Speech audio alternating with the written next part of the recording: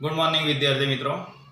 Last lecture में આપણે question 3B પૂરું કર્યું છે જે રેશિયો ટુ ટ્રેન્ડ મેથડનો એક્ઝામ્પલ હતો।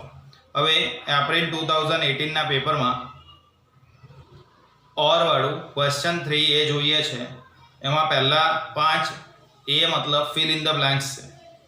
First point, for the annual data blank component is absent, તો blank component is absent માં આવશે seasonal। Second point, the component of time series associated in the increase in garment sales during Diwali is blank, तो blank માં આવશે seasonal। during Diwali છે એટલા માટે seasonal। Third question, blank variation is caused by business trade, તો business trade underline કરીશું એટલે answer આવશે cyclical। Fourth point, inflation is associated with, inflation underline કરીશું આન્સર આવશે cyclical. Fifth, blank of time series indicates towards constant rate of change over a underline long period of time, તો long period of time છે એટલે answer આવશે secular trend. Question number 3B થી board પર જોઈએ છે। Clear દેખાય છે?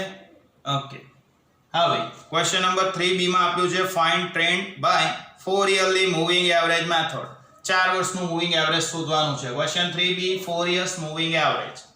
હવે ફર્સ્ટ કોલમ યર, 4 વર્ષ 4 વર્ષ 4 years, તો 4 years એટલે બેકી સંખ્યા આપેલી છે એટલે એક એક લાઈન છોડીને લખીશું। યરની કોલમમાં 2001, પછી એક લાઈન ખાલી 2002, એક લાઈન ખાલી 2003, એ પ્રમાણે એક એક લાઈન છોડીને 2010 સુધીનું લખ્યું। એના માટે સ્મોલ x આવશે 1 to 10, 1 2 3 4 5 6 7 8 9 10 એ પ્રમાણે। વેલ્યુ y અંદર આપેલી છે 24 28 42 એટલે એ વેલ્યુઝ લખી। હવે 4 years મૂવિંગ એવરેજ છે 1 2 3 4 કર્યું। 1 2 3 4 એટલે વચ્ચેની બે સેન્ટ્રલ વેલ્યુ થશે 2 and 3, તો ફર્સ્ટ એરો આપણું 2 અને 3 એની વચ્ચે એરો આવશે। એમાં 4 years ની વેલ્યુનું ટોટલ કરીશું એટલે 4 years મૂવિંગ ટોટલ 24 28 42 અને 32 ટોટલ આવશે 126। હવે લાસ્ટ ટોટલ 126 આવ્યું, એમાંથી 24 માઈનસ કરવાનું અને 32 પછીનું 38 એડ કરવાનું 140 આવ્યું, એમાં 24 પછીનું 28 માઈનસ કરીશું અને 38 પછીનું 44 પ્લસ કરીશું 156 આવશે। આવી રીતે લાસ્ટ વેલ્યુ 68 સુધી આપણે પહોંચીશું। એના પછી 4 years મૂવિંગ ટોટલ હતું એટલે નેક્સ્ટ કોલમ આવશે 2 પોઈન્ટ ટોટલ। 2 પોઈન્ટ ટોટલમાં બે વેલ્યુની વચ્ચે એરો આવશે 126 140 નું સમેશન કરીને 266, એવી રીતે આ બેનું ટોટલ કરીને 296, બંનેનું ટોટલ કરીને 322, આ બેનું ટોટલ કરીને 358, 192 210 એટલે 402, 210 234 એટલે 444, આને કહેવાય 2 પોઈન્ટ ટોટલ। હવે લાસ્ટ કોલમમાં છે 4 years મૂવિંગ એવરેજ। હવે 4 years મૂવિંગ એવરેજમાં 4 years મૂવિંગ એવરેજ, હવે 4 years મૂવિંગ એવરેજ શોધવાનું છે તો 4, આ જે 126 છે આમાં 4 નંબર્સ છે અને 140 માં પણ 4 નંબર્સ છે બીજા, તો 4 + 4 એટલે 8 નંબર્સ ટોટલ થાય।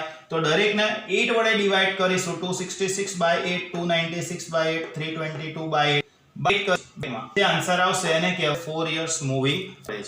તો આપણું આ ક્વેશ્ચન 3B કમ્પ્લીટ થયો। ક્વેશ્ચન નંબર કયો કમ્પ્લીટ થયું? 3B। એની આગળ જઈશું question number 3C।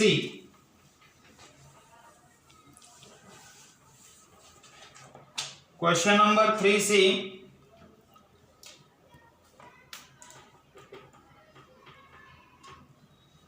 Suppose you have fitted a straight line trend, એટલે ટ્રેન્ડ લાઇન તમને આપેલી છે। Trend line y equal to 85.6 plus 2 into capital X, sorry 2.4 into capital X। Origin એટલે ઉગમ બિંદુ, that is જેના માટે કેપિટલ X 0 આવે એવું વર્ષ ઓરિજિન આપ્યું છે 2000 અને capital X unit equal to 1 year, मतलब કે વર્ષ વચ્ચેનું ડિફરન્સ આપેલું છે 1 year। What is the slope? હવે સ્લોપ શોધવાનું છે પહેલા પોઈન્ટમાં। સ્લોપ નો મતલબ થશે b.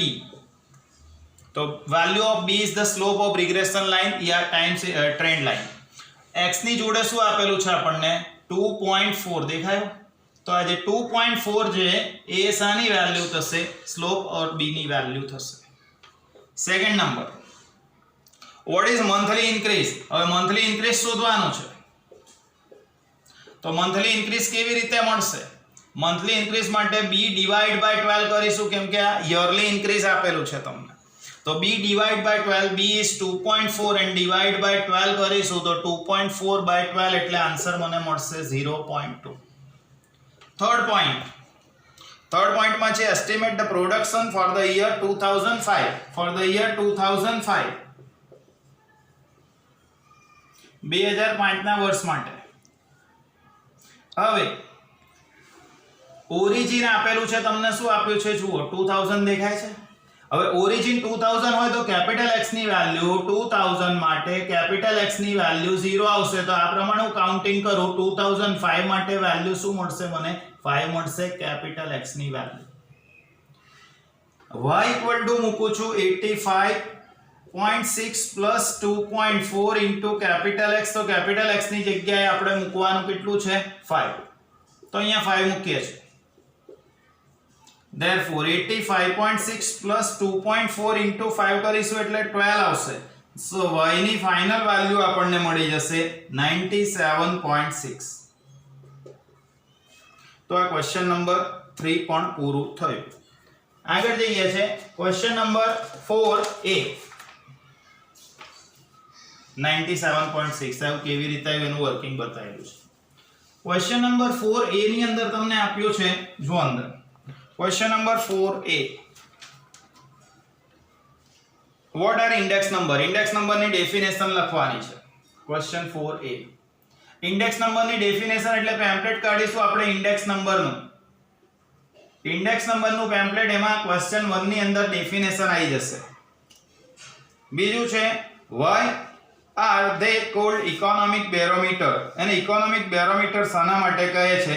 તો ક્વેશ્ચન નંબર ઇકોનોમિક બેરોમીટર વાળું ફર્સ્ટ પેજ ની અંદર આવશે, યુઝિસ માં આવશે. ઇન્ડેક્સ નંબરના યુઝિસ માં ફર્સ્ટ પોઈન્ટ લખવાનો.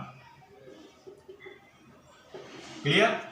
આગળ જઈએ છીએ question number 4b. Question number 4b માં શું કેલ્ક્યુલેટ કરવાનું કીધું છે? For the following data prove that Fisher's ideal index satisfies both the time reversal test and factor reversal test and calculate its value. અને એની વેલ્યુ પણ calculate કરવાની છે. Commodities આપેલું છે, બેઝ યર અને કરંટ યર આપેલું છે. તો સૌથી પહેલા ફર્સ્ટ કોલમમાં લખીશું આપણે કોમોડિટીઝ, COM. કોમોડિટીઝ એના પછીની કોલમમાં આપેલું છે બેઝ યર. હવે બેઝ યર નું શું આપેલું છે? પહેલા તો પ્રાઇસ છે. બેઝ યર નું પ્રાઇસ એટલે P0 કહેવાશે. બેઝ યર નું ક્વોન્ટિટી એટલે Q0 કહેવાશે. આગળ કરંટ યર નું પ્રાઇસ એટલે P1, કરંટ યર નું ક્વોન્ટિટી એટલે Q1. આટલી કોલમ. કોમોડિટીઝ માં તમને આપેલું છે A B C D. Next column બનાવીશું 6 2 4 10 50 100 60 30 10 2 6 12 56 120 60 and 24. હવે આમાં ફિશરનું આઈડિયલ ઇન્ડેક્સ નંબર ગણવાનો છે અને એમાં ટાઈમ રિવર્સલ ટેસ્ટ અને ફેક્ટર રિવર્સલ ટેસ્ટ સેટિસ્ફાઈ કરે છે કે નહીં એ ચેક કરવાનું છે. તો એના માટે શું કરીશું? સૌથી પહેલા તો ફિશરનો ઇન્ડેક્સ નંબર ગણીએ છીએ એ પ્રમાણે આપણે 4 કોલમ્સ બનાવીશું. 12th માં આપણે બનાવેલી છે. First column is P1 Q0, second is P0 Q0, P1 Q1 and P0 Q1. P1 Q0 ગુણાકાર કરવાનું છે. 500 200 60 into 6 એટલે 360 અને 12 into 3 એટલે 36 એટલે 360. આનું સમેશન થશે 1420. P0 Q0 આ બે કોલમ છે. 300 મલ્ટીપ્લિકેશન કરીને 200 240 અને 300 મલ્ટીપ્લિકેશન કરશો એટલે આવશે 1040. P1 Q1 આ બે છે 560 240 360 અને 12 * 24 કરીને 288 એટલે સમેશન એનો છે 1448. લાસ્ટ કોલમ P0 Q1 આ P0 છે આ Q1 છે 56 * 6 કરીશું એટલે 336 240 again 240 again 240 બધાનો ટોટલ કરીને આવશે 1056. તો આ આપણું ટેબલ છે, કોષ્ટક છે, જોઈ લેજો પહેલા શાંતિથી. P1 Q0 P0 Q0 P1 Q1 અને P0 Q1 ક્લિયર.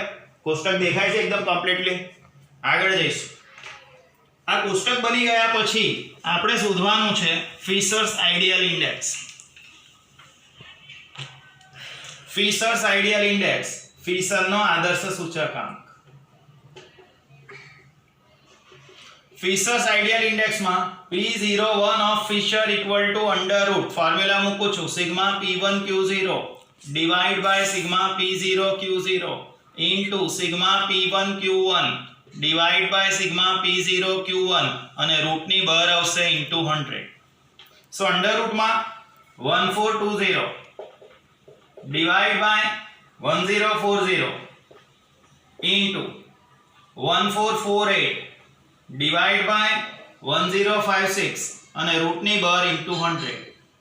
મલ્ટીપ્લાય કરીશું 1420 1448 ને ગુણીશું એટલે 2056 160 ડિવાઇડ બાય 1040 ઇન્ટુ 1056 કરીશું એટલે 1098 240 અને રૂટમાં મૂકીશ ઇન્ટુ 100. પહેલા ડિવાઇડ કરવાનું, પછી રૂટ કાઢવાનું અને રૂટ કાઢ્યા પછી 100 વડે મલ્ટીપ્લાય કરીશું તો P01 ઓફ ફિશર શું મળશે આપણને મળશે 136.83. આ ફિશરનો આઈડિયલ ઇન્ડેક્સ નંબર થયો. એના પછી ટાઈમ રિવર્સલ ટેસ્ટ કરવાનું છે. Time reversal test. તો ટાઈમ રિવર્સલ ટેસ્ટમાં શું કરવાનું હોય? P01 of Fisher multiplied by કરીશું P01 ને બદલે 10 ઓફ ફિશર અને આ બંનેનો મલ્ટીપ્લાય કરવાથી કેટલા મળશે આપણને? 1. તો આપણે એને કહીશું કે the method satisfies time reversal test. આપણે 2-3 એક્ઝામ્પલની અંદર કર્યું છે, તમે ટ્રાય કરજો. Then factor reversal test. તો ફેક્ટર રિવર્સલ ટેસ્ટની અંદર શું કરવાનું છે? ને આમાં કરવાનું છે આપણે P01 of Fisher multiplied by Q01 of Fisher. આ બંનેનું મલ્ટીપ્લિકેશન કરશો એટલે તમને મળશે sigma P1 Q1 divide by sigma P0 Q0. એટલે this method satisfies factor reversal test એવું લખીશું આપણે આગળ ગણેલું છે 4-5 એક્ઝામ્પલની અંદર. તો એમાં ટાઈમ રિવર્સલ ટેસ્ટ અને ફેક્ટર રિવર્સલ ટેસ્ટ તમારે કમ્પ્લીટ કરવાનું છે. અહીંયા બ્રેકેટમાં લખવું પડશે વિધાઉટ ફેક્ટર 100. વિધાઉટ ફેક્ટર 100 ધ્યાનમાં નહીં લઈએ. અહીંયા પણ લખીશું વિધાઉટ ફેક્ટર 100 ધ્યાનમાં નહીં લઈએ. ફરીથી કહી દઉં, અહીંયા કેટલા મળશે? તો 1 મળશે. અને અહીંયા શું મળશે? તો આવું મળશે sigma P1 Q1 divide by sigma P0 Q0. એટલે એને કહીશું V01. The method satisfies time reversal test અને the method satisfies factor reversal test. આવું આવી જશે. ક્લિયર? સમજી ગયા? Have a good day. Bye. Next લેક્ચરમાં મળીશું. Take care.